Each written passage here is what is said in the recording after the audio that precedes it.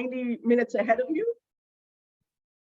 We are recording this program for participants who couldn't make it tonight, and we'll send it out afterward. My name is Jodi Bromberg. I'm the CEO of 18 Doors, and I'll be the moderator of our discussion this evening. And I am really excited to be here. Just a housekeeping detail before I introduce our panelists is we will, over the next 75 to 90 minutes, give everybody quick introductions, and then Rabbi Josh and Rabbi Ben will give them an opportunity to talk a little bit about their recent book, which is terrific and I highly recommend. And then I have a bunch of questions for everybody, and we will have hopefully a vibrant discussion and open up the chat for Q&A and hopefully get to some of your questions as well. Let's dive in. As I said, I am the CEO of 18 Doors, where I have been since 2015, where I had the pleasure of working with Ed Case, who is the founder of 18 Doors, formerly first known as Interfaith Family, and who is a friend and mentor, and now not only the author of his own book, but the executive director of the Center for Radically Inclusive Judaism, and really was the driving force behind tonight's program and discussion. Also with us, Rabbi Josh Stanton, who is the director and leader of leadership and formation at CLAL, the National Jewish Center for Learning and Leadership, as well as a spiritual leader at East End Temple. He is co-author with Rabbi Ben Spratt, who's also here tonight, of Awakenings, which hopefully you can see, American Jewish Transformation in Identity, Leadership, and Belonging. And as I said, it's a really exciting book, and I think says some really interesting things, which we'll dive into tonight. Rabbi Ben Spratt is the senior rabbi of Congregation Rodef Shalom in Manhattan, and his religious journey has taken him from Orthodox Reconstructionist and Renewal worlds to becoming ordained from the conservative movement's Jewish Theological Seminary, and eventually landing him as a rabbi at Rodef Shalom. And finally, last but certainly not least, is my friend and colleague, Rabbi Robyn Frisch, who is the director of the Rukun Rabbinic Fellowship here at 18 Doors, and also the founder of Mazel Pups. And Rabbi Frisch is proud to work with a select group of rabbis who participate in our fellowship through the US and Canada, who provide programs and workshops and services for interfaith couples and families within their communities. So let's dive in. And I first want to give the floor to Rabbis Ben and Josh and give you a few minutes each to kick us off. Thank you so much, Jodi, and what a joy to be on a panel with such incredible leaders, really in the path of reshaping and imagining American Judaism. So my beloved friend, my chavuta, my study partner, and my co-author, Josh Stanton, and I have been working together building for over a decade. And one of the things that we noticed very early on is that in the American Jewish population, we tend to be obsessed with the most lachrymose stories, the stories of decline, the stories of decay, and the stories that really place our own existential understanding on the brink of annihilation. And it is with that we started to kind of notice the way in which the story was ignoring a great deal of data. And so in just one moment, I'm going to lift up a little bit of that data, and then Josh will help expand this really into the heart of our book. But we noticed that for decades, American Judaism was framing intermarriage as the great silent or even second Holocaust. And yet, in the more recent Pew studies, we've noticed that actually that has not played out in any way, shape, or form. The American Jewish population has grown at a faster rate than the American population, that while the intermarriage rate is at 72%, we get to find that nearly that percentage of multi-faith couples actually raise their children Jewish. And now one of the most exciting things is that we have millions of people that do not identify as being Jewish, that have Jewish affinity and Jewish adjacency, that see that this is a well of wisdom that they want and wish to be a part of. And for us, as we were going back to our biblical origin story of seeing the great Moses, see that his path would involve him marrying from outside of the Israelites. And with all of the challenges and the tribulations, the story that Josh and I in our own rabbinic journeys centered on and used as a beacon really for this book was that of Moses' father-in-law, Jethro. of what it was to take the Midian pagan high priest and have him embraced in the Israelite community to the point where when he was leaving, the Israelites cried out and said, Al na ta'zov otanu, please don't leave us, for you have become our very eyes. And we think about that for a moment, that many of the ways that we shape the story is that the outsider, the marginalized one, is the threat to our community, and forget that our story was always one that started as being the marginalized. And it is in our own inclusivity, actually, that we find the path of maybe a new awakening. So it's always very difficult to speak after Rabbi Ben Spratt, one of the great minds of our time in the Jewish world. But I want to continue with the notion of Jethro. And we read actually when he is reintroduced to the scene in Exodus, Vayishma Yitro Kohen Midian. Jethro heard something that drew him back as a Midianite priest to Moses and to the Israelites. And what our commentators debate is, what did he hear? And the presumption is he heard of the Exodus, but he heard something so powerful from the Israelite community that he wanted to go and connect himself to it. And that didn't mean necessarily that he converted to Judaism, although a lot of commentators presume that. But something made him want to reconnect, learn from, and actually also teach and contribute invaluably to the Jewish community. And what we awaken to is the idea that there are so many Jethros today who are drawn to Judaism not as a noun, but Judaism as a verb, a set of lived actions and practices.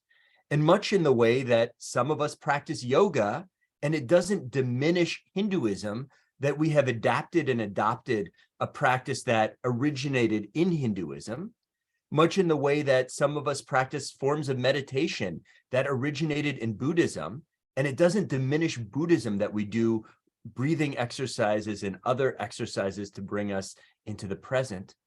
A lot of people have adapted and adopted Jewish practices, not in an appropriative way, not to say this is the real Judaism, the way we practice, but to say Judaism is a wisdom tradition that has withstood the test of time and remarkable trials and tribulations throughout history. And since it has withstood it, I have faith and trust that there are universal teachings that I can draw from as well. And Ben referenced the millions, very casually, we're talking hundreds of thousands to millions of people who have connected to Jewish practice. I know of people, some of whom ultimately converted to Judaism, who found Shiva to be incredibly helpful in a society devoid of mourning rituals that walk with people beyond the burial itself. I have encountered people who have seasonal affective disorder and other things that really peak around Hanukkah when it is the darkest outside and the nights are the longest. And they've actually reached out and said, I don't want to appropriate. A Chanukiah is not, a menorah is not something from my tradition, but I need something that gives me a bit more light right now. Are you as a rabbi okay with me lighting a Chanukiah? To which I said, yes, of course. How beautiful that the light can expand beyond our communities. And so what we're seeing is a veritable awakening within the Jewish community when organizations like 18 Doors and Radically Inclusive Judaism are transforming the landscape and moving us beyond the longstanding institutions. And we're also seeing lives transformed by Judaism. And so it's not even about who's going to convert or who's not going to convert. How are Jews marrying or how are Jews not marrying? That's the wrong framing. 18 Doors has been so far ahead for so long, and we're finally catching up, Ben and I, and saying, wait a minute, what if this is the starting point of transformation of lives, where Judaism as an inherent good, or as we say at Klal, Judaism as a public good, can change people's lives for the better without in any way diminishing the multiplicity of traditions associated with it, and wherein we can actually come to welcome people who are Jewish, welcome people who are Jewishly connected, and inspire people well beyond any borders that we've artificially created for ourselves.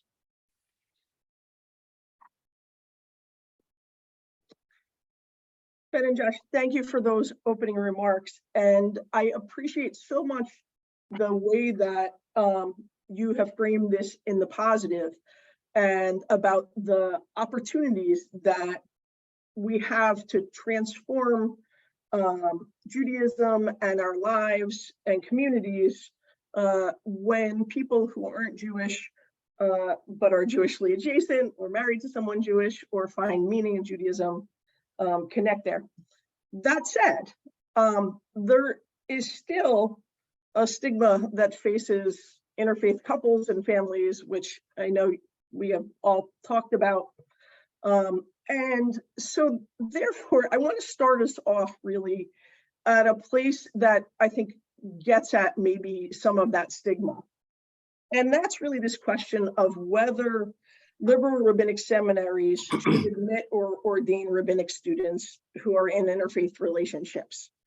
It continues to be a controversial issue back from before, when the Reconstructionist Rabbinic College accepted Jews who were married to people who aren't Jewish into their seminary, and before that to the secular humanists.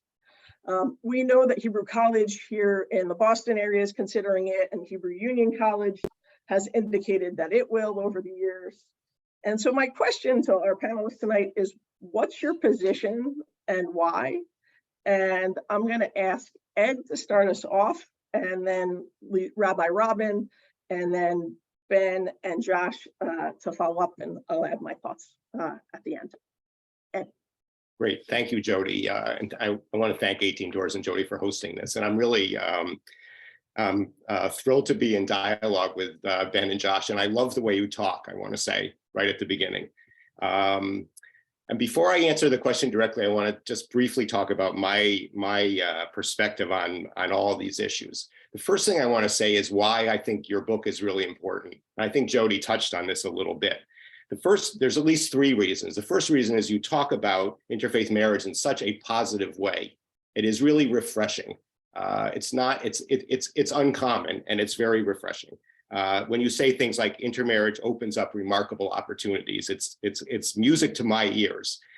The second thing is you emphasize the importance of inclusion of the partners who come from different faith backgrounds. You say many of our institutions remain outdated in their notions of belonging, rather than actively embracing people who seek Jewish learning and spiritual practices.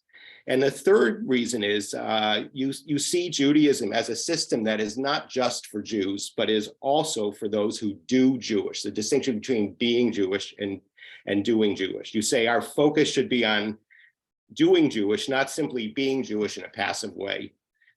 So I think all of that stuff is really, it's just rare. And you're very highly regarded rabbis. You have the ability to get the attention of a lot of Jewish leaders. And so I think it's great to be having you talk that way.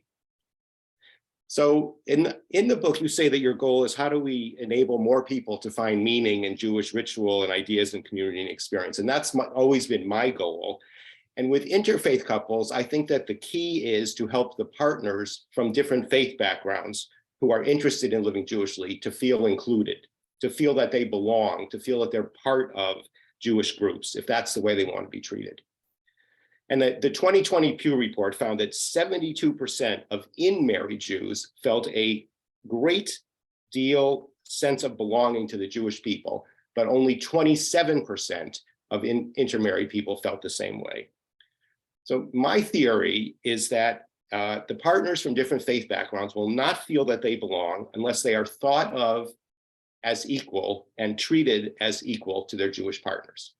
They won't feel belonging if Jews express attitudes that interfaith marriage is less valued, or that the partners from different faith backgrounds are less valued, or that the partners need to convert in order to be in.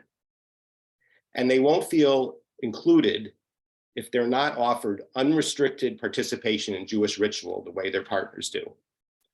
That's my theory. And I think it's still controversial in many parts of the liberal Jewish community. And I'll be interested to know what you think about this, the equal consideration and treatment theory. But to get to the question, it's actually, the seminary question to me is a very easy one. The only rationale for not ordaining a rabbinic student who is in an interfaith relationship is because interfaith marriage is, if you view interfaith marriage as a bad thing, as something that is less valued, and if you think that partners from different faith backgrounds are undesirable. The CCAR, the Reform Rabbis Association's support for that policy is by saying that the ideal is that Jews should marry Jews, and that interfaith marriage tends to frustrate the building of Jewish homes and lives, and that rabbis should be role models and exemplars. If you say in marriage is the ideal, then interfaith marriage is necessarily less than ideal. And the impact of that attitude is to push interfaith couples away, because who would want to be part of a community that views their relationship and their marriage partner in a devalued way? And if we want interfaith couples to be Jewishly engaged, what better role models would there be than an intermarried rabbi? So I have felt for many years that these policies should be changed. I've been privately lobbying some of the faculty of Hebrew College. I've written publicly in the foreword twice about HUC, and I'm very interested to know what you think about it. So I've actually been asked to speak, not that I can speak on anyone else's behalf, but to represent what I'm hearing from our fellows. We have about 30 fellows now and 10 who are alumni. So the conversations that we've been having. But first, I want to say on my own behalf, just to echo what Ed just said. First of all, for me, when I started Interfaith Family 10 years ago, if this question came up, I would have said, "Are you crazy? You know, I'm very accepting, but you can't have a rabbi who's married to someone who isn't Jewish." But having worked for 10 years, not so much with rabbis, but with people in interfaith relationships, I agree with Ed 100% about this idea of role models. You know, we want to have people who are LGBTQ at the forefront of Judaism, so other people LGBTQ can look at them and identify. We want to have Jews of color at the forefront of Judaism, so other people of color can say, "I'm going to feel comfortable in this community. I'm not going to be alone." So I don't know why people in interfaith relationships are any different. And the way I understand role models is they're supposed to be people who feel and look like you and you can relate to. So if 72% of liberal Jews are now marrying someone who isn't Jewish, what better role model than a rabbi who takes seriously Judaism and happens to be married to someone who isn't Jewish? So that's on behalf of myself. I can't say all the fellows agree with me. Of course, they all have their own opinions. I will share one interesting story, though. We have one fellow, and this really didn't even come up in the fellowship very often. But one fellow shared as he was finishing the fellowship that when he first interviewed for his job a number of years ago, they actually asked him at his interview, "What do you think of rabbis, the idea of a rabbi who's married to someone not Jewish?" And at that point, he was uncomfortable with it, and he shared that. And he was being honest, but he also knew that's what the congregation wanted to hear. And apparently that kind of pushed him over against another candidate who said, "I'm fine with that." And he said, "But now that I finished this fellowship and I've worked with couples in this intense environment and really gotten to hear their stories, and I've talked to other fellows, I've totally changed my mind on this." And I thought that was an amazing thing, that just the experience of really getting to know not what his colleagues had to say, but what the couples he was working with had to say and who they were and what an impact it could have on them was incredibly powerful. I'll also say that we do have a couple of fellows who are in interfaith relationships themselves, interfaith marriages, or have been in interfaith relationships throughout their lives. They're obviously very serious Jews. They're rabbis. They're wonderful rabbis. Not most, but many of them, the younger ones in particular, are from interfaith homes and obviously grew up finding Judaism to be very important, or discovered at a relatively young age that this was a crucial part of their identity. And then I'll just conclude by saying another issue similar that's come up that we've asked the fellows about is, how would you feel if it was your own child? Because I think in many ways that's the ultimate test, is would you say it's okay, but if it were your own child, either real or hypothetical, what would your reaction be? And I have to be honest, the reactions are mixed there, and it's not at all reflective of movements. There are some conservative rabbis who are like, that's fine, as long as they find someone they love and are in a loving relationship. I hope it'll involve Judaism, great. And then there's some more quote unquote liberal or from more liberal movements rabbis who say it would be really hard for me, if I'm going to be very honest, which they're entitled to their opinions. So, you know, I think it's just another way of saying we can be okay with something, but then when it really hits close to home, for many rabbis, can still be a challenge. So for me in answering this question, I think back to when I was a rabbinic student at the Jewish Theological Seminary. And during my time there was when JTS changed its policy about openly admitting queer, openly at that point, gay and lesbian students. And it was really interesting to be there at that time, because certainly I was well aware that there were students who already identified as being gay, but felt that the policy of the seminary meant that they either had to change the seminary they were going to apply to or simply go into the closet. And it was a really important moment for me to be able to see that when we have seminaries that have to be distinguishing the right eligible students to be the future leaders of the movement, but are doing it based on identity and family structure, we get to see the end result actually creates real rupture, and I would say even trauma to individuals. And it creates this ongoing gap between what we imagine is the ideal and what is the real. And for me, going to a conservative seminary, the idea that we as rabbis were obligated to certain kinds of behaviors that our constituency wouldn't be obligated to certain kinds of relationship, and maybe even to certain kinds of sexual or gender identity, I lifted up into this conversation for a moment because while I have never worked in a seminary, and I'm sure that it is a difficult job indeed, it is also, I think, important for any strategic move of an institution to look at the winds of change and to decide what are the front lines that matter most in defining our leadership. And for me, this is a question really of just inevitability. 72% of non-Orthodox Jews are marrying people who are outside the faith. I happen to be a product of a marriage between a person who is Jewish and a person who is not Jewish. Our senior cantor happens to be similarly a person who is the product of a person who is married to somebody who's Jewish and somebody who's not Jewish. And we are starting to see that what used to be an anomaly in Jewish leadership is now becoming more and more definitional. And so long as the seminaries want to live up perhaps a definition of an ideal that may have existed in a prior generation to address a different need, we miss the opportunity to have our seminaries incubating the kind of tools that activate leadership identity to create a sense of belonging for those around. And for me, one of the inspiring experiences was going to Cuba. And the Jewish community in Cuba cheers every time there is an interfaith marriage, because there is an opportunity for a new person to help invigorate the community with new ideas and energy and vitality.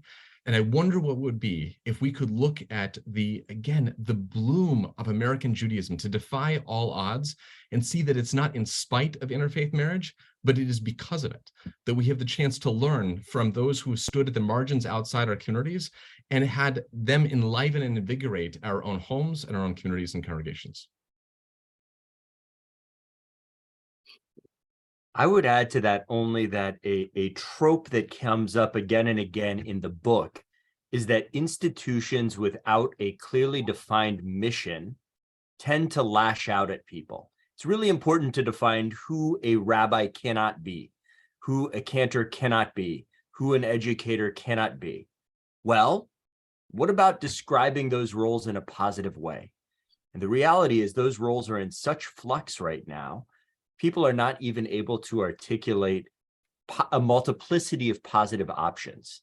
And so instead we create a bogeyman. Lo and behold, if anyone who is studying is married to someone who is not Jewish or in a serious relationship with them, that is what a cantor rabbi educator is not.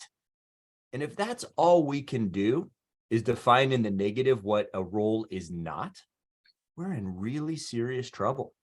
And Ben and I probably did not win friends and influence people in the seminary world. We advocated a 14-way merger between seminaries in the United States so that they could, instead of over-investing in real estate, invest in human beings. But even if that vision doesn't come to be in its entirety, what if we just started by describing what these new roles look like and what it is to be a Jewish leader in the many forms that that can take on? And once we start to find language that is positive, and language that was certainly lacking from my rabbinic education over the course of 5 years, we might be able to get beyond this issue. This strikes me as a symptom of far greater malaise it seems like something that everyone wants to latch onto. And who are the people being used and victimized? People who are deeply connected to Jewish community, who might or might not be Jewish themselves, but who are falling prey to a system that is listless and lacking in clear mission focus.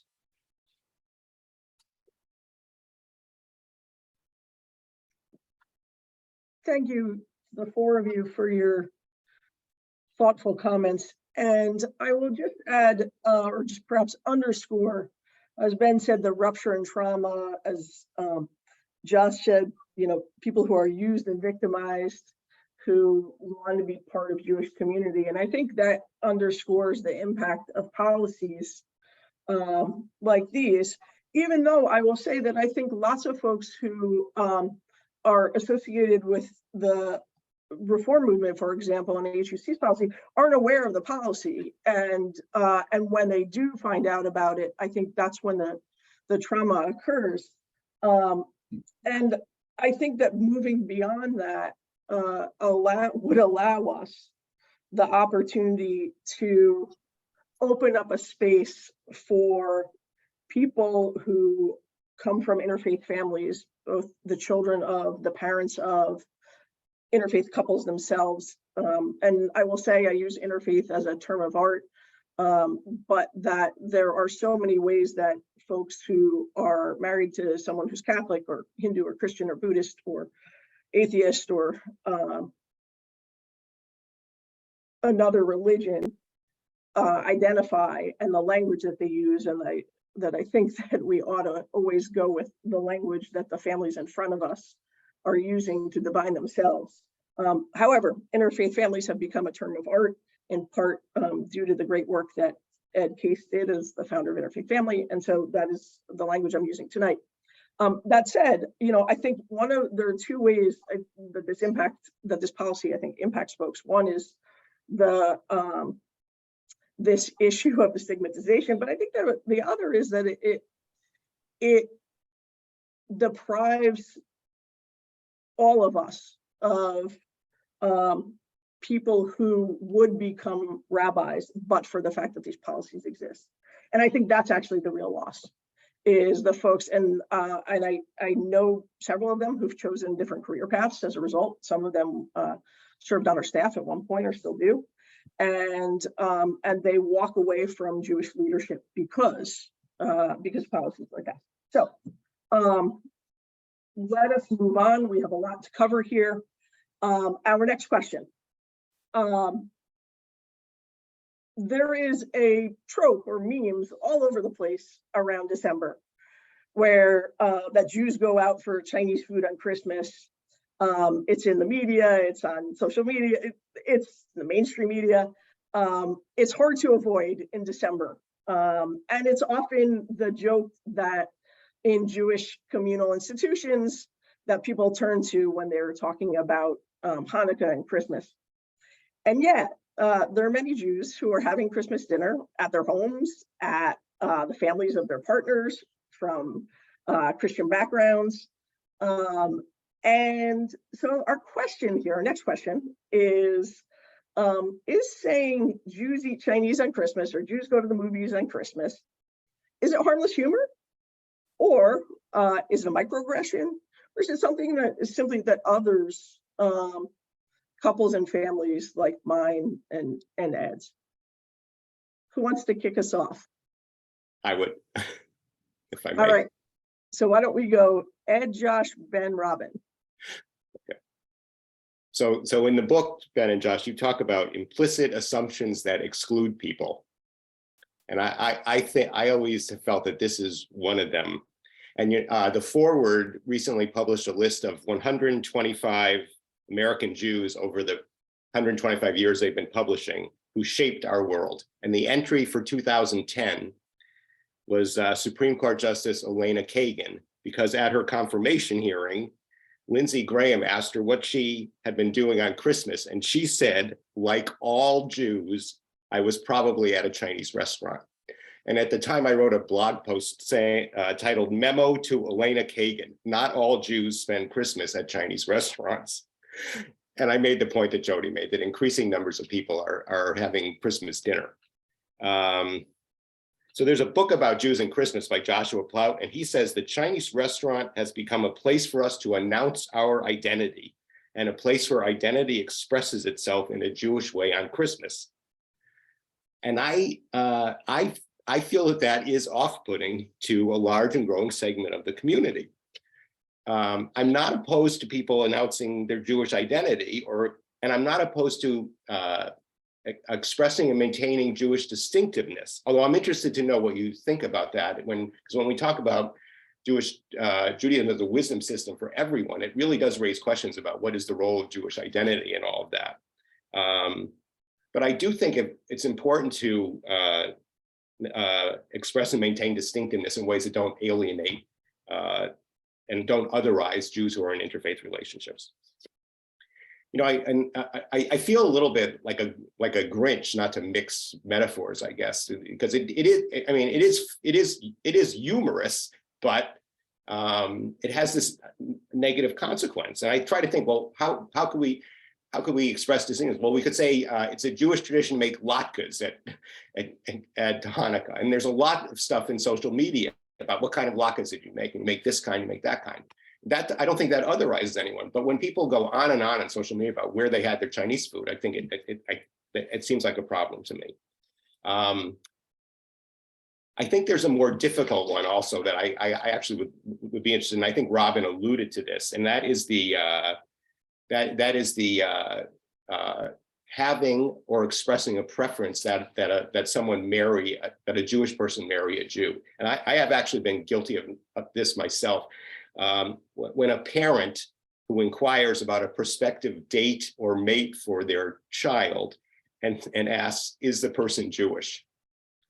I did that myself once when I was standing next to my then my future and now my current son-in-law when we were talking about someone else, and he reacted in a as kind of a startled and put off way, which was totally legitimate. So the question is really, is it okay to have a preference that your child marry someone Jewish, and is it okay to express it? And since it's hard not to express preferences, is it okay to have that preference? But that's it. So I think I was next in line, and I want to preface my response in saying that I'm actively working on my sensitivity, but I would describe it as still in a place of mediocrity. And I would start by just saying that I would probably have to listen, because I don't even know how that would land for different people. I am a father of a 4-year-old, so I have dad jokes of many, and this sounds to me like a dad joke, although I don't know how different people would receive it. So I guess I would say that I would have to listen. I would have to keep working on myself, because I would be the first to acknowledge that I have a tin ear. One of the things Ben and I tried to do in our book very early on was an acknowledgement of perspectives. We are two straight, cis, Ashkenazi men, and that means that we're going to miss a lot. We did the best we could, but we're essentially saying, look, we're going to get this wrong. It's a matter of degree, not if. And I would say the same is probably true about the question of Chinese food on Christmas. Have I told that joke before? I'm sure I have. Does this conversation make me want to reconsider? Yes, absolutely. What I'm wondering about, what actually came up, because Ashken normative was something that was very evident from the context of the book, that is one of the many issues in terms of definitions, and the idea that a large percentage of American Jews come from some kind of Ashkenazi heritage, and that therefore that should dictate all of American Judaism, is an issue that blinds us to a beautiful possibility that originated among Maghrebi Jews, Jews from Morocco, Tunisia, elsewhere. I keep wondering about Maimuna, or Maimunya. I'm probably mispronouncing it as the Ashkenazi Jew that I am. But the day after Passover, the night after Passover, many Jews of Mizrahi heritage gather and celebrate. Potentially it's connected to Maimonides' birthday. Potentially it's connected to any number of things, but it involves their neighbors who are not Jewish. Why? often takes a while to actually get all of the ingredients and supplies, and it's logistically hard for traditionally observant Jews to get enough chametz to actually cook and prepare this feast. And so it winds up being wonderful Muslim and Christian and neighbors of all different backgrounds bringing over food and bread products and incredible meals to their Jewish neighbors, and then them sharing together. What if there were a similar opportunity around Christmas? What if we didn't have to be so afraid of defining who we were in positive terms, that we might be able to show up at a Christmas dinner and not be terrified that somehow that would take away all vestiges of Jewish heritage? It seems like we've yet again created a straw person, a straw man, a straw human, and now are fighting it a great deal. What if we just tried to figure out a beautiful way to help other people celebrate a holiday that might or might not be our own? Mimuna, thank you. I'm so grateful for the help. Elliot, to your comment, I'm not saying in terms of like, let's blend all of the stuff together. I'm saying almost in the spirit of pluralism, I would love to show up for my Christian friends for their holiday without it necessarily becoming my own. And what if that were somehow okay and an affirmative practice for me as somebody who is deeply Jewish and has wonderful family, friends, others who are Christian that I want to show up for because I love them. So that would be my open question. Are there some really positive possibilities here? Are we so, again, afraid of the bogeyman of Christmas now that we can't look to the possibilities of affirmative practice?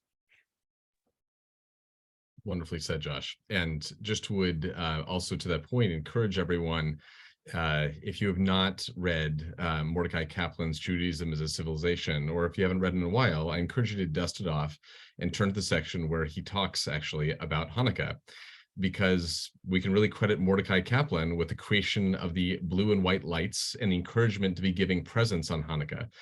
Because what he was saying is actually we should learn from the thing that everyone wants to be at rather than be scared of it and bring it in. And so to the degree that Hanukkah has been reinvigorated over the past century is really credit to somebody who is willing to exactly live that out, Josh. And so thank you. I think that's really important to lift up. I just say, I have come to the place of getting nervous about policing terminology, not because language is important. Actually, I think language is incredibly important. But at times in our efforts to police language, we end up leaving people out. And just to give an illustration, about 14 years ago, I had the chance to start with a number of our congregants what became known as our Shirenu initiative. This is an initiative for families with disabilities, families with special needs. And it was really a huge learning process for me in so many important ways of how we can expand the tent of belonging here beyond the idea of inclusion really into a sense of belonging. And I very early on found out that some of the language, for example, the language of disability, using the word disability, was very important for some families, and it alienated and actually otherized some others. Some families loved the term special needs, and some felt very offended by the term special needs. Some liked the term differently abled.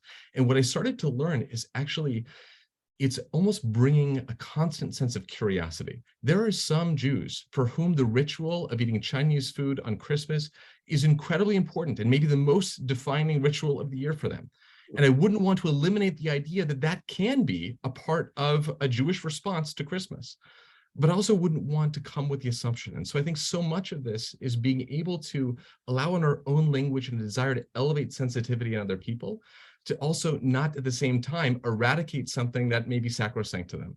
So it's always a great idea, in my opinion, when making a statement of saying some Jews, some families that may be differently abled, like this term of special needs or disability, differently abled. And so just an invitation really for us that in the growth of greater sensitivity, also I think needs to come the space of humility, of simply allowing there to be an openness and helping that as we hear people give their own texture of what they feel comfortable about, let that adjust the way that we use our own language.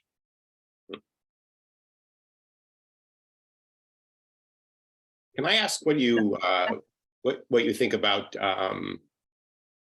expressing a preference or inquiring whether a prospective date or mate is Jewish. Happily, I also want to hear from Rabbi Frisch. I'm sorry. Yeah, I'm sorry, Robyn. I didn't mean to. Go ahead. I was just going to say just a little bit to add on to what Ben said, because I do think for many Jewish people that is part of their identity. And I will say, for better or for worse, when I meet young couples, Jewish or Jewish, and whatever other faith or partner may be or not be, that the Jewish partners or both Jewish partners' identity is, I didn't celebrate Christmas and I went to Chinese food on Christmas Eve. But even beyond that, I think that not everyone gets invited to a Christmas dinner or, gets to share it with family or friends. And I've seen, I've heard people complain, oh, it's really insensitive of our synagogue to do this on Christmas Eve.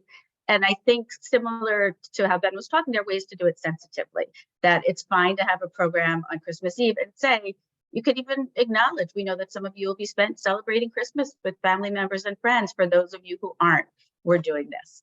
And to make it clear that there's no judgment on those people who can't come because they're doing something else. But for those who may not have another option and who may consider going to Chinese food on Christmas Eve, I don't think that has to be considered a bad thing. I think there's a whole nother conversation of latkes, which are, inherently Jewish, versus I guess some would say that Christmas Eve Chinese food is inherently Jewish, even if they're eating pork, whatever, that's Jewish for them.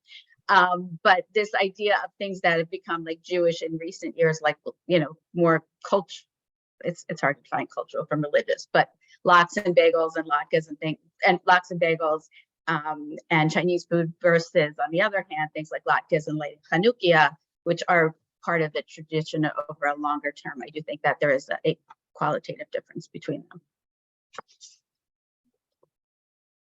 Thanks to all. I will say, as a kid from an interfaith family growing up in the 80s, so dating myself, I felt a sense of othering that I didn't truly understand until I was an adult, when our synagogues or summer camps or the places where my Jewish identity was formed and where I came to articulate it, when they talked in a collective way about the experience that happened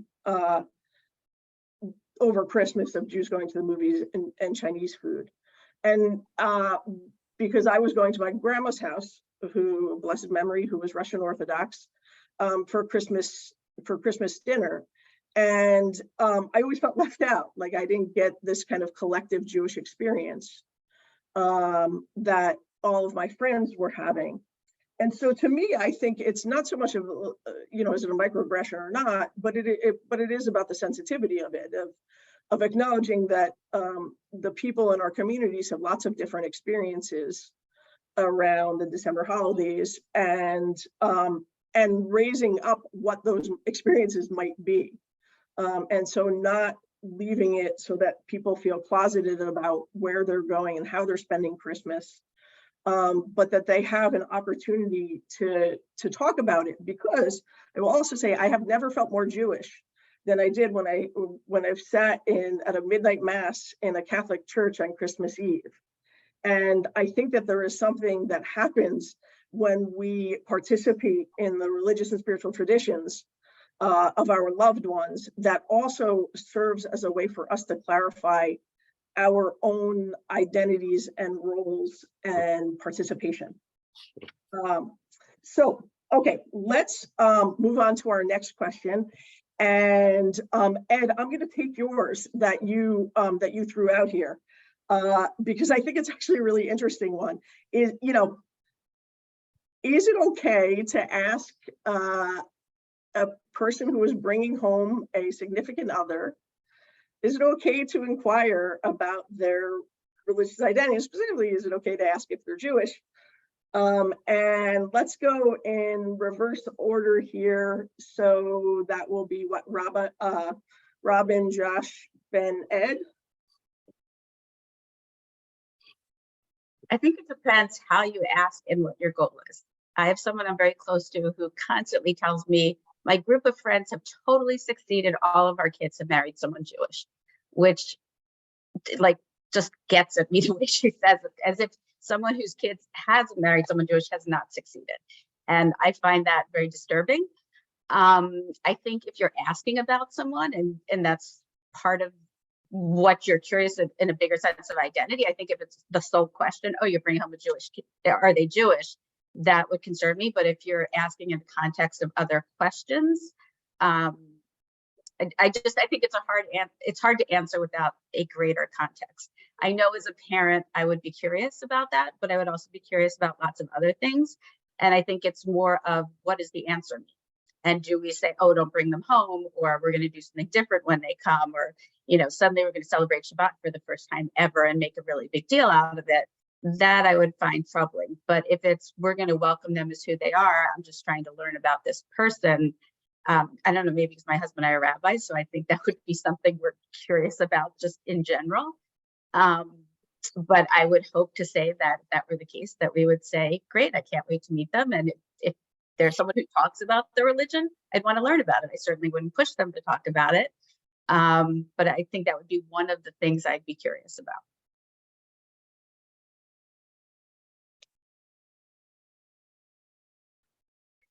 So I think it's really interesting. To Rabbi Gubitz, I happen to agree, Jen. I think you're exactly right. I think that we have been indoctrinated with the Jewish continuity trope, and whether most folks in my circles would never say that we are looking for racial purity. But when we put as the pinnacle or the great secret to long-lasting relationships is just marry somebody who's Jewish, we forget the fact that actually the very challenges that face Jewish couples are actually very similar dynamics of challenges that face any relationship.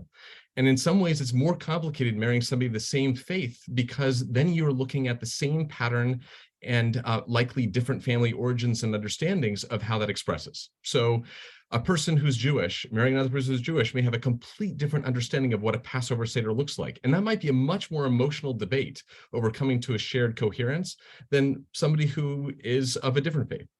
So I also think it's interesting because the questions we ask tend to elevate what we think is most important. So if we find that we're asking the question, is this person Jewish? I think it's worth stepping back and saying, are we really curious about whether they're Jewish, or are we wanting to get to know who they are? And if that's the case, the more general the question, the more expansive are the answers. And so if we're really looking to know more about who our kid is dating, I would say, tell me more about this person. I'd love to know who they are.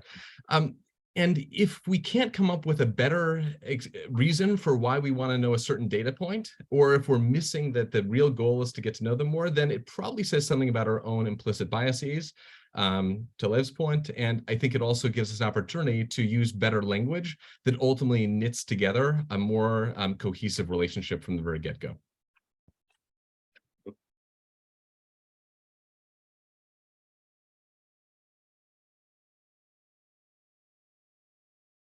Whose turn is it? Yes. Me? I thought it was Josh.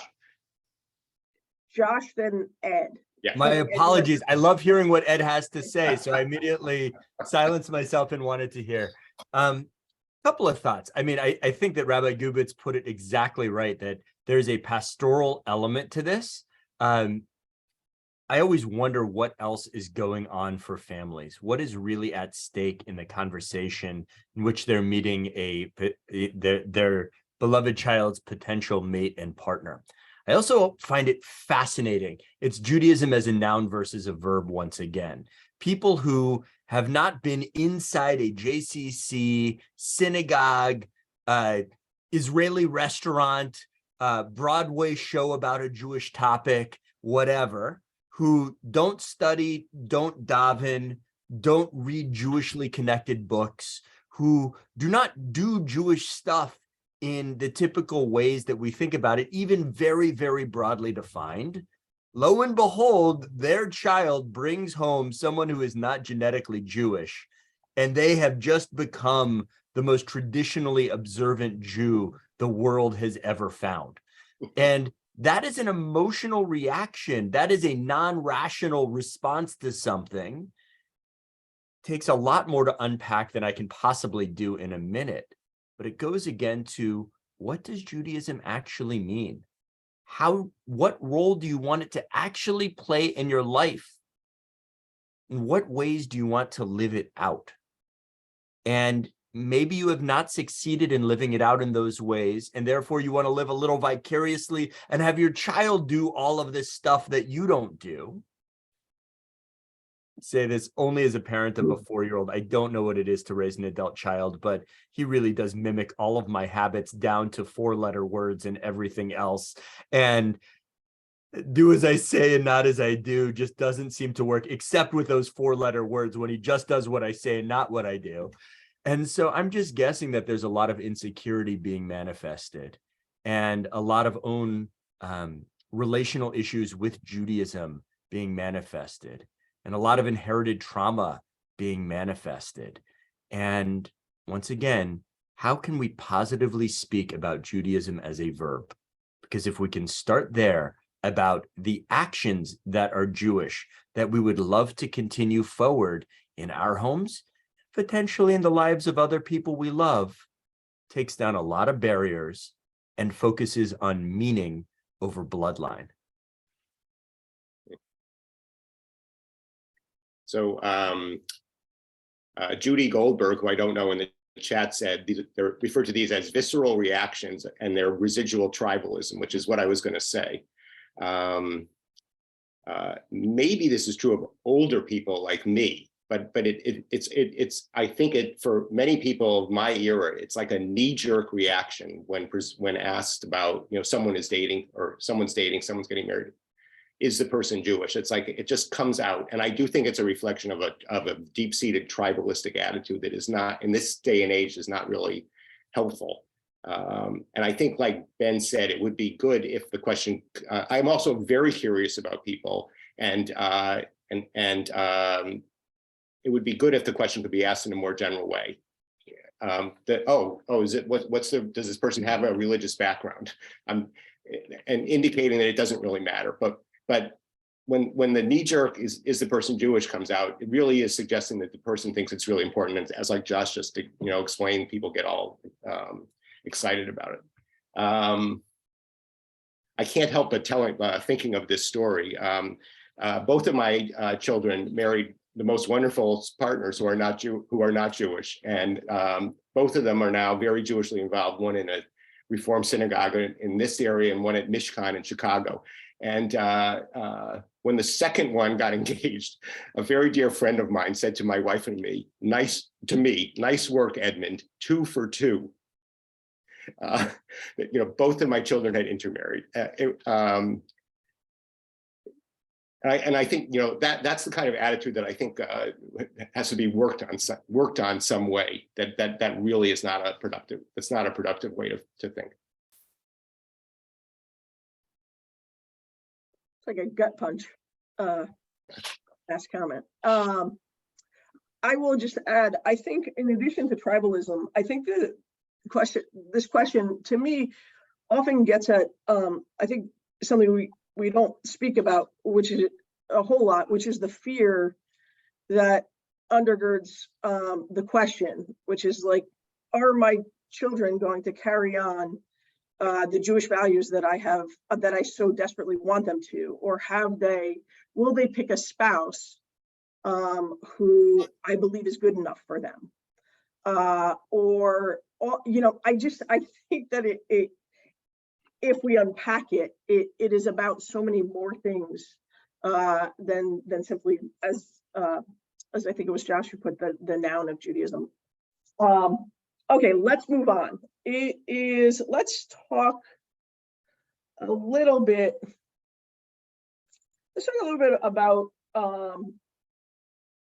co-officiation, and along with that, children raised in 2 religious traditions or backgrounds.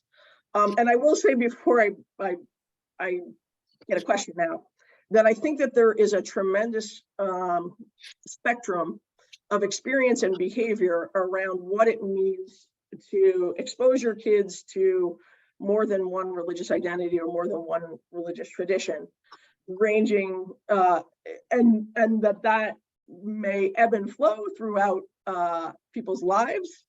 And I just want to acknowledge that on the front end of this, because I think it is a much more complicated topic than is often discussed in the nuance that I think maybe it deserves. So that said, should rabbis co-officiate at life cycle events, at weddings, at baby namings or baby welcomings, with clergy of other faith backgrounds? And in addition, my kind of two-part question here is, what position should liberal rabbis and Jewish communities take on families who raise their children with two religious identities, however you define that? And if you want to pack that a little bit around this topic, feel free. And we are going to, let's have Ben, Robyn, Josh, Ed. So I love this question. Thank you so much, Jodi. And to step back, and then I'll step right into it for a moment. One of the former chancellors of the Jewish Theological Seminary, Gerson Cohen, put forward a very famous paper many years ago called The Blessings of Assimilation. And effectively, he lifts up a lens on Jewish history that sees that the times when Judaism flourished the most in population and in vibrancy, the production of poetry and philosophy and commentary, were always the times when the barriers were lowest with the outside world beyond Judaism. And he lifts this up in order to counter the narrative that assimilation always equals bad, meaning we always in a Jewish world mean assimilate out. And we don't really talk about the fact that what is the great secret of Judaism is how nimble we are to assimilate in. The way that we have been able to adapt in so many different paradigms and geographies and eras is our willingness to learn from what's the best of what's around and incorporate it in. So for me, if a person's sitting in the question of what is going to guarantee the vibrancy and vitality of the future of Judaism, I don't think that it's going to be by stepping into policing the margins of it. I actually think it's going to be continuing to recenter on how Judaism meets the needs of people. And if we start to find that Jewish leadership is no longer reflective of the realities of our people and our constituency, however you want to define our, it means that we will no longer be effective leaders, and they will go elsewhere to be led by those that are speaking in a vocabulary and living out the realities that exist in their lives. So as a person who has sat in innumerable conversations about this, about the reasons why rabbis or cantors should not co-officiate with other clergy of other faiths, I just have to say, at the end of the day, when we look at an interfaith marriage rate of what we have in this country, this is not only an inevitability that we're going to see the majority of our constituents are going to be sitting in multiple faiths dynamics in their household, but it's already present. And so part of what I think this is acknowledging what is our real goal as being a Jewish clergy person. Is our goal to lift up a prior definition of authenticity? In which case, that's great. Museum curation is a fantastic profession and encourage that pivot. I also think, though, what has made great rabbis over the centuries, over the millennia, has been the rabbis being the one to acknowledge that ultimately Judaism is led by the people, not by the rabbis. And what rabbis and cantors really are doing is helping to give the vocabulary, the structure, the ritual, to help cohere people together to have their needs met. So for me, I have no issue co-officiating as long as I would ask of the couple or the family what I would ask of any couple or family, which is that we bring intention to it and make sure that we are bringing forward tools that actually elevate the meaning and connection of the family, create a sacred moment, and reflect what I think will ensure the vitality of Judaism's future by saying Jewish tools will help meet the needs of today and tomorrow. So I will say that when Alexander, who's on this webinar, and I were interviewing the fellows for our current cohort, and we asked, where are your boundaries? Where do you currently feel most challenged? Maybe all but one or two cases, every single person we interviewed said co-officiation and dual faith baptism. Those are really, we're finding the big issues out there that challenge rabbis, that can be difficult, but they don't want to ignore it because it's the reality of the people they serve, and they want to figure out how they can serve those people in a way that is both comfortable for them and meaningful for the people. And I've noticed among not just the fellows, but many of my rabbinic colleagues, there are those who will say, I am a rabbi, I officiate Jewish weddings. I'm totally fine if one of those partners wasn't Jewish, but I'm going to stick to what I do as a rabbi doing a Jewish wedding. And that, well, Jodi's heard me say a million times that if I had to pick someone who was ordained with me 23 years ago, who I never officiated an interfaith wedding, it would have been me. But here I am 23 years later, and not only do I officiate, I have co-officiated what has been some of the most beautiful experiences for me. And I find it's something I'm most comfortable doing when the partner who's not Jewish is religious, because what I see is two human beings standing in front of me, and one of those human beings may have a really close relationship with their priest, or they may have a really close relationship to Catholicism, but not be where they grew up, but want to have that in some way as part of their ceremony. So it can be more challenging and more work, and we have to work things out that everyone's comfortable. But I think it really gets into, and I think Ben was talking about this as well, what is the role of Jewish clergy today, or liberal Jewish clergy today? And yes, my role is absolutely to bring the Judaism to that moment, but I feel that my role is also to create meaningful events, life cycle events for those people who are standing in front of me. And often they're not both Jewish. And I don't want to ignore the internal love for their own tradition, or even just connection. Or, some people say, oh, they just wanted a rabbi because that's what their grandmother wanted or the mother wanted. You know what? That's great. They're honoring their mother, their grandmother. If they want me there for that reason, and I have the opportunity to bring Judaism to them, great. And that may be true for the person of the other tradition as well. So for me personally, my journey has led me to a much greater comfort with that, because of this idea that whatever the future may bring, and I know there's been a lot of Jewish continuity, and I agree, it's more important what's going to happen than what happens in the life cycle or what religion the person is they're marrying. But at that moment, there are two people standing before me, and I want that occasion to be meaningful to both of them. As far as dual faith, I was just talking to a colleague the other day. Many of us cited statistics for years that kids who grow up with two faiths are going to grow up confused, and they're going to have to choose between their parents. I know Fern sure talks on this call. I don't know if she knows, but I am unaware of any sociologist who has ever shown that, of any study that's shown that. We as rabbis like to quote that all the time, but I don't know that it's true. I think it's complicated. I in a minute can't give an answer to it, but I think it's something that we as Jewish leaders have to pay attention to.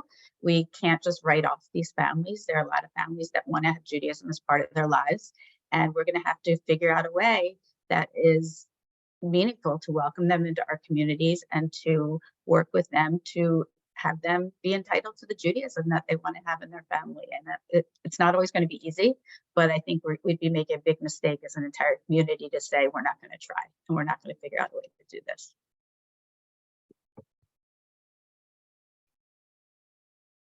I'd like to respond in two different unpopular ways. So the first is to say that I think there's an element of rabbinic or clergy narcissism in saying no to ceremonies that make us uncomfortable, even if they do not make the people getting married uncomfortable. And the people getting married probably do not want religion or community, or however you want to frame Judaism. They do not want it to be a source of conflict. And if it becomes a source of conflict, then we are both doing potential harm to the relationship, and certainly to their relationship with Judaism in all of its verb forms. So that is, I think, one piece. At the same time, and I say this just not for the sake of being provocative, but I do think it's important to talk about tension inherent in different belief systems. They do not cohere perfectly. They are, to a certain extent, internally consistent, self-reinforcing systems of practice. There are fundamental differences in many forms of practice and community. And so long as everyone is able to talk about it in a truthful, loving way, so long as we are able to talk about the tensions and discomfort, so long as the couple is able to, then I think we are doing well by the couple. And whether or not they decide to have kids, they'll at least have tools to navigate the tension. What I'm worried about in this conversation, something that has not come up, is boundaries in a positive way. And I'm not saying that these should be, reinforced steel walls, but I'm saying that describing moments of tension and discomfort and areas of real difference is an important part of counseling couples who do not view the world in exactly the same way, which lo and behold is true for the overwhelming majority of couples, but should be expressed or at least discussed as it pertains to religious, spiritual, and communal practice. So I don't have much to add to this question. I think I take what I would call a utilitarian calculation. I'm like I said at the beginning, and I think like Ben and Josh have said, our interest is having more people do more Jewish. And I think if a couple wants to have a co-officiated wedding, then it's important for there to be rabbis readily available to them, because it holds the door open for later Jewish engagement, whereas a refusal, I think, is going to be off-putting and will lead to less likelihood of Jewish engagement. And I feel the same way about baby welcoming ceremonies also.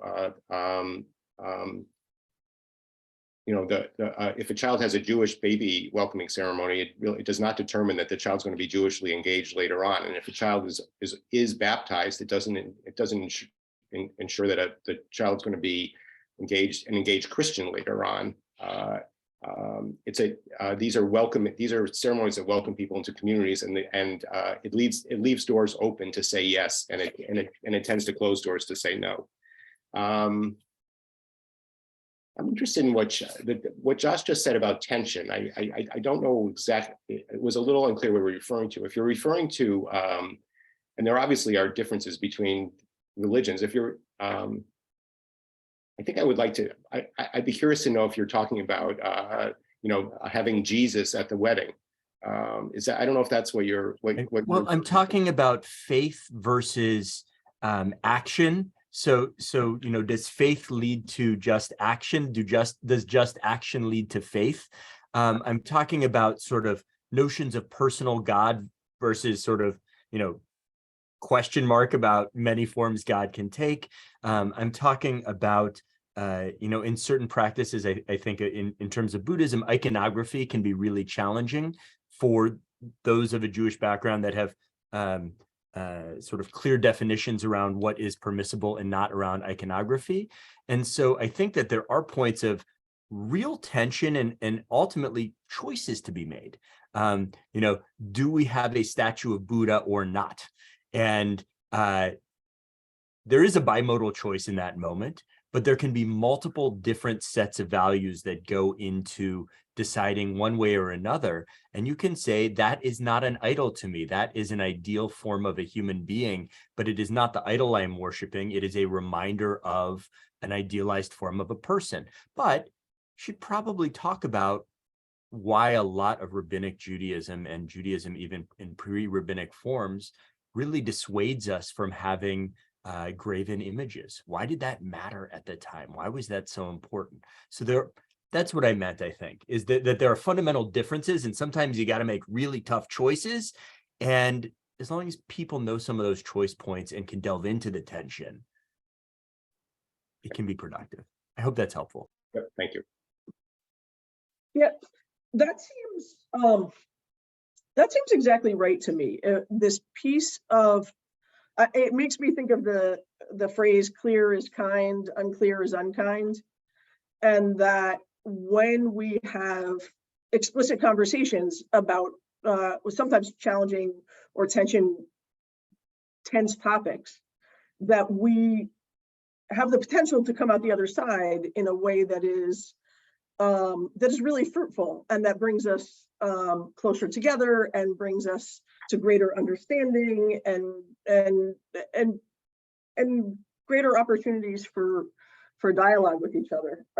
And I think there is so much to be learned about how families make spiritual and religious choices over the lives of their familyhood, that I think we could all do with some more dialogue around that, both in familial settings as well as institutional settings. Let's go to the chat now, and just maybe a couple of questions, a lot of really interesting comments here. But one that I think is mostly for Ben and Josh here. Can you speak more specifically about how you would define liberal Judaism or Jewish identity in the affirmative rather than the negative? What are the foundational ideas? What are some practical ways we Jewish professionals can promote identity formation around those positive ideas rather than the negative ones? It's a great question. So it's a really great question, actually, because I think what it gets at is maybe different ways of imagining boundaries and buckets of American Judaism outside of kind of classic denominational categories, which most of us are not, at least most people in my orbit are not defining themselves as reform or conservative or orthodox based on great philosophical principles, but on just lived realities of who's in the community and what it feels like. So I would say, for me, the way I would define liberal Judaism is, to what degree do you believe that Judaism has been an ongoing, ever-evolving process that continues to recenter on human needs?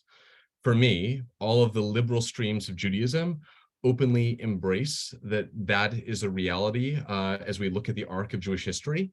And in owning that in an intellectually honest way, we then can debate and discuss how do we continue that mechanism of recentering on human needs and continuing to make sure that Judaism is a part of the lived ethic of people. That's basically the most basic way that I could define that. Some others might define it as, are you focused on to what degree do you are you focusing your energy on expanding the bounds of Judaism, or to what degree are you trying to focus on ratify and solidify the boundaries of Judaism? I've heard other people define it that way. So those are the two definitions I've heard. I happen to like the former one a little bit more. As is usual, I agree with Ben. One of the things that I want to raise up is sort of a theme that came up a lot in conversation with Rabbi Leon Morris. It came up in conversation with others in reviewing historical documents. It's re-emphasizing study as a really powerful spiritual tool. And why study? Because it enables us to delve into issues with nuance and complexity at a time of simple sound bites and polarization. And it enables us to surface those human purposes that really could stand out to us in a time when a lot of people are searching for greater meaning in their lives. And study is something that I think we have de-emphasized systematically in the American Jewish community. We've prioritized worship and prayer. Part of that is us integrating, and that's real and well and lovely. But Jewish forms of study, debate, dialectic, approaches to text are pretty sui generis and are a remarkable universal contribution that people who are not Jewish can delve into, and all human beings in the world would probably enjoy a great deal in some form or fashion. And they help us get to these positive purposes. They help us get to the multiplicity of positive purposes embedded in core Jewish text, and no one can mess with them or challenge their authenticity. We talk a lot about an authenticity trap. And when you're studying Talmud, when you're studying Midrash, when you're studying classical texts, somehow they pass muster as Jewish enough for everyone and accessible enough for everyone. And that is a rarity and probably a good place to start.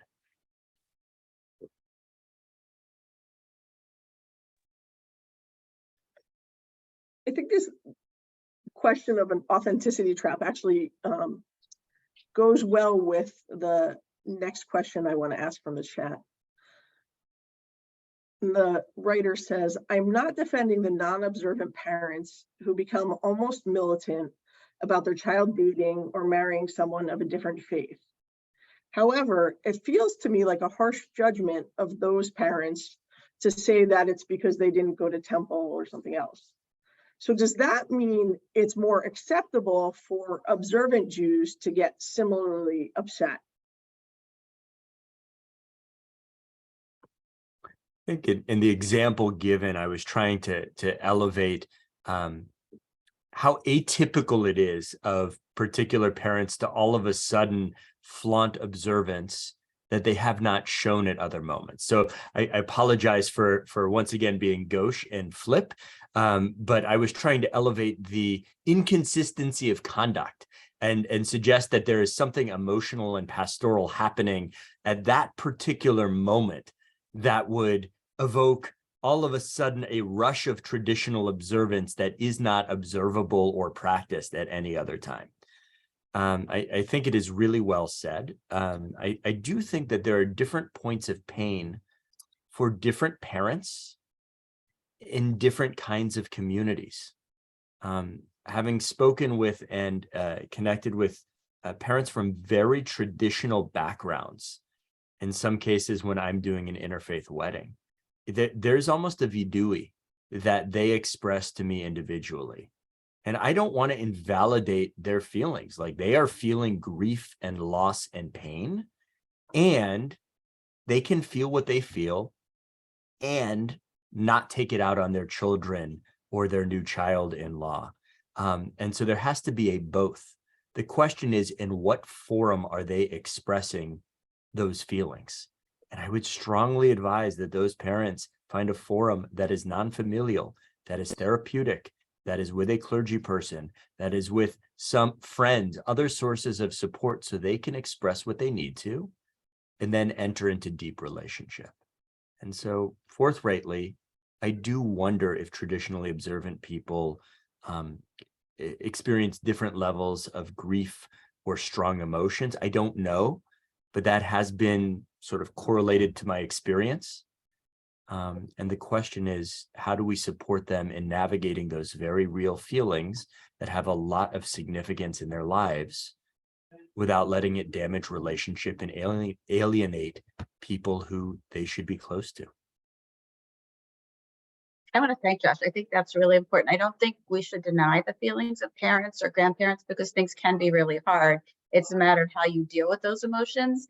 And it might not be, depending on your relationship with your child, there's so many factors, you can't make a generalization, but it might be a discussion you need to have with a rabbi or even a therapist, and not your child at a certain point. I don't think the pain should be denied or made to feel illegitimate, but there's also an adult child making their own decisions that you have to respect. And I just want to share a beautiful story. I haven't spoken to them yet because they were leaving town and we missed each other, but I was emailing with a modern Orthodox couple who reached me through 18 Doors, who was very upset because their daughter is in a very serious relationship with someone who isn't Jewish.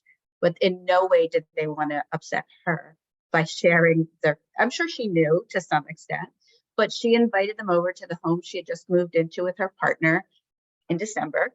And the father wrote to me the next day and said, we showed up and there were Christmas decorations outside. And he said, I kind of cursed under my breath. Then I put on a smile and I went in. And I just thought that was really beautiful, because I'm sure it was incredibly painful with him, and I don't, for him. And I think that's a legitimate, our feelings are real and legitimate. But his way was to share, at least at that moment, to come email me, to curse under his breath, to email me, to set up a conversation with me, but to spend time with his daughter and her partner. He said, I don't want anything to come in between our relationship. Now, I know that doesn't always happen, whether you're modern Orthodox or any other brand of Judaism, or just Jewish. But the fact that, this is someone we would expect to be so judgmental that he couldn't have a relationship with his daughter. And he just said, my relationship with my daughter comes first, and I'm going to figure out how to deal with my emotions.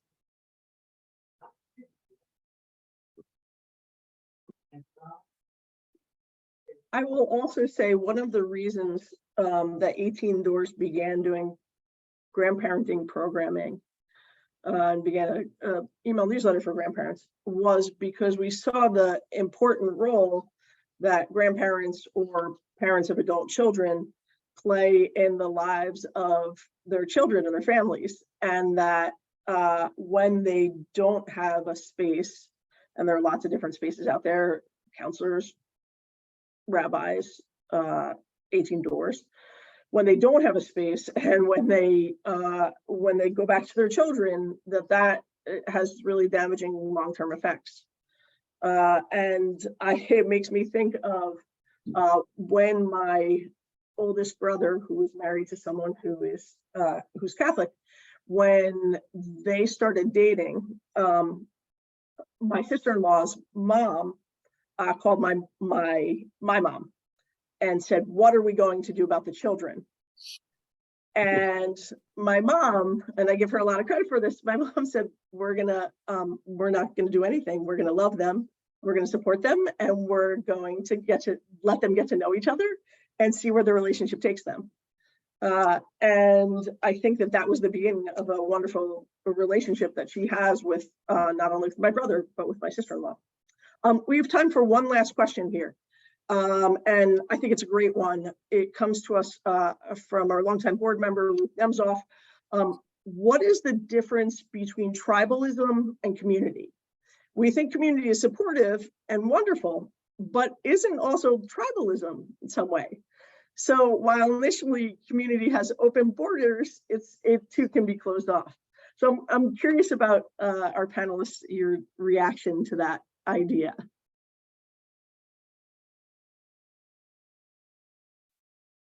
Well, I think I'm repeating myself. I think that there are things that are distinctively Jewish. I mean, their Jewish traditions are distinctively Jewish. Engaging in them in community with other Jewishly engaged people is distinctively Jewish, and to me, that is what a community does. But in our current situation, with our 72% rate of intermarriage that has been referred to repeatedly, it doesn't serve our purposes to say that our community only includes people who are Jewish, and it doesn't have a porous boundary that can include people who are interested, who want to participate. I mean, and to me, when I hear tribalism, to me that's an attitude that says, no, that isn't okay. It's really just us, and there's a danger to us if we let other people in. What will happen?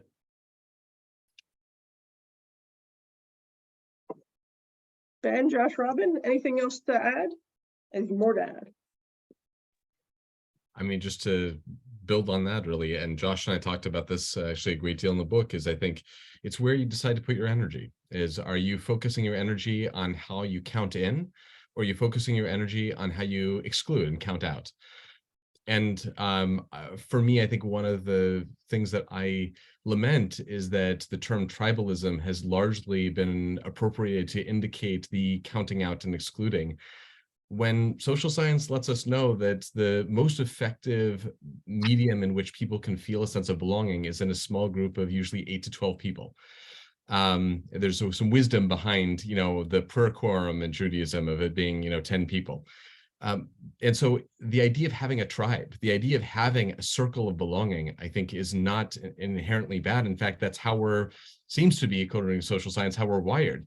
The question is, are we getting definition by that tribe, by lifting up who doesn't get to be in it? Or in that tribe, does it give us the security to say, oh, those who aren't in it, there might be really opportunity there. Maybe we should go and bring them in. And I think that's the difference in orientation. Lovely. I'll take this opportunity to lift up Ann Becker's comment that tribes exclude, communities include. I think there's some truth to that. That is a question of framing as much as of anything here when you're talking about tribalism versus community. And I think about it in the context of an openness to who belongs and who is there, while you may and will still have communal norms and mores. It is 25 after the hour. I want to thank my panelists and all of you who are in attendance tonight and participated in the chat. I hope you'll take a few minutes to provide us with feedback on this event so we can better program in the future. There's a link to a survey in the chat right now, and we will also send it out to participants afterward to gather your feedback. And take a moment now, if you're interested in other programs that we do, you can check them out at our website. You can sign up for a variety of our email newsletters, a variety of topics at our website, www.18doors.org. And again, I want to thank Ben and Josh for writing a really inspiring, interesting book and interviewing as many people as they did along the way, including myself, and Ed for his leadership on this, and Robyn for all of the great work that you do and continue to do in the world. Thank you all. Have a wonderful night, and I look forward to seeing you soon. Thank you.